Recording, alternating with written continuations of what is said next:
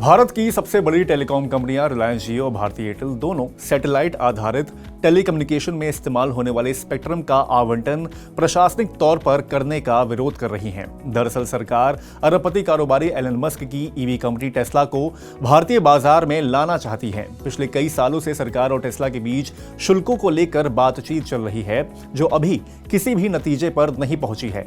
इसलिए अब Elon Musk को लुभाने के लिए सरकार ने देश के सबसे अमीर कारोबारी मुकेश अंबानी और सुनील भारती मित्तल की मांगों को भी दरकिनार कर दिया है। रिलायंस जियो के मुकेश अंबानी और भारती एयरटेल के सुनील भारती मित्तल दोनों ही उपग्रह आधारित संचार में इस्तेमाल होने वाले स्पेक्ट्रम का आवंटन नीलामी के जरिए किए जाने की मांग कर रहे थे। इस मांग को सरकार ने खारिज कर दिया है। दूरसंचार मंत्री ज्योतिरादित्य सिंधिया ने यह साफ कर दिया है कि सैटकॉम स्पेक्ट्रम को प्रशासनिक तौर पर आवंटित किया जाएगा और इसके लिए कंपनियों को कीमत चुकानी होगी। मस्क के नेतृत्व वाली स्टारलिंक सैटकॉम स्पेक्ट्रम के लिए प्रशासनिक आवंटन की मांग कर रही है। स्टारलिंक भारत में कदम रखने की योजना बना रही है क्योंकि ये दुनिया का सबसे तेजी से बढ़ता मोबाइल टेलीफोन और इंटरनेट बाजार है। सरकार की सैटकॉम स्पेक्ट्रम नीलामी से इनकार के बाद एलन मस्क ने इस पर अपनी खुशी जताई और एक्स पर लिखा है कि स्टारलिंक भारत के लोगों की सेवा करने के लिए अपना सर्वश्रेष्ठ प्रयास करेगी।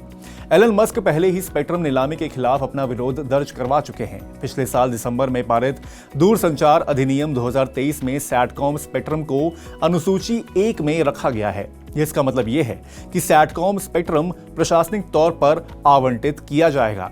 सैटकॉम स्पेक्ट्रम की लागत क्या होगी और उस लागत का फॉर्मूला क्या होगा, ये ट्राई तय करेगा। दूरसंचार मंत्री ज्योतिरादित्य सिंधिया ने सैटकॉम स्पेक्ट्रम की नीलामी से इंकार करते हुए कहा है कि दुनिया भर में सैटकॉम स्पेक्ट्रम का आवंटन प्रशासनिक रूप से किया जाता है, इसलिए भारत बाकी दुनिया से कुछ अलग नहीं कर रहा है। अगर भारत इसकी नीलामी करने का फैसला लेता है तो शायद वो बाकी दुनिया से अलग होता। एलन मस्क ने स्टारलिंक के माध्यम से भारत में इंटरनेट सेवाओं की पेशकश के साथ रिलायंस जियो और भारती एयरटेल के साथ प्रतिस्पर्धा करने में अपने इरादे पहले ही स्पष्ट कर दिए हैं। मुकेश अंबानी के रिलायंस जियो और सुनील भारती मित्तल की भारती एयरटेल स्टारलिंक के भारत में आने से दूरसंचार कंपनियों के बीच फिर एक भयंकर लड़ाई छिड़ने से डरे हुए हैं। स्टारलिंक लो अर्थ ऑर्बिट ग्लोबल सैटेलाइट समूह का परिचालन करता है और पहले से ही कई देशों में ब्रॉडबैंड फ्रॉम स्पेस सर्विस प्रदान कर रही है। स्टारलिंक में धरती पर कहीं भी स्मार्टफोन पर सैटेलाइट ब्रॉडबैंड सेवाएं देने की तकनीकी क्षमता है।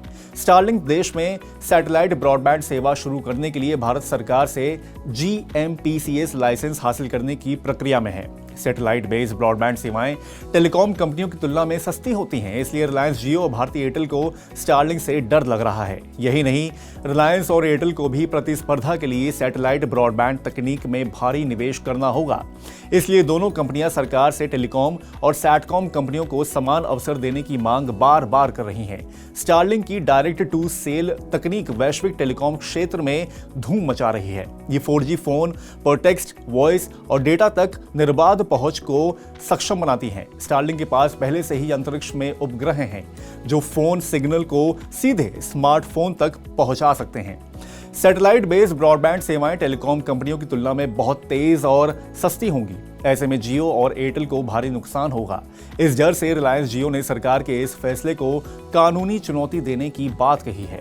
रिलायंस जियो ने कहा है कि अगर दूरसंचार कंपनियों को समान अवसर को ध्यान में रखे बगैर सैटकॉम कम्युनिकेशन के लिए स्पेक्ट्रम आवंटित किया जाता है, तब कंपनी सरकार के इस फैसले को कानूनी चुनौती देने से पीछे नहीं हटेगी।